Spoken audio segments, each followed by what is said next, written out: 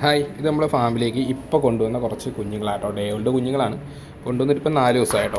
4ാമത്തെ ദിവസം എടുക്കുന്ന വീഡിയോ ആട്ടോ. എല്ലാ കുഞ്ഞുങ്ങളും അത്യാവശ്യം ആക്റ്റീവ് കാര്യങ്ങളൊക്കെയാണ്.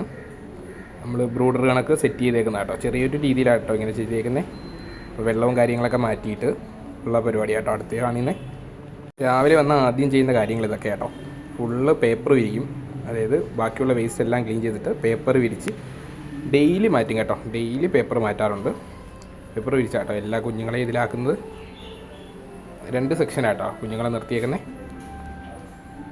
ഞാനിപ്പോൾ 60 വാട്ട്സിൻ്റെ ബൾബാട്ടോ ഇട്ടിരിക്കുന്നത് ഇതിൽ. അടുത്ത ചെയ്യേണ്ടതെന്ന് വെച്ചാൽ നമ്മൾ വെള്ളം കൊടുക്കുന്ന ബോട്ടിലാട്ടോ. ബോട്ടിൽ എല്ലാ ദിവസവും പഴയ വെള്ളം എടുത്ത് മാറ്റുക, പുതിയ വെള്ളം നിറയ്ക്കുക. അതാണ് നമ്മുടെ ആദ്യത്തെ ജോലി.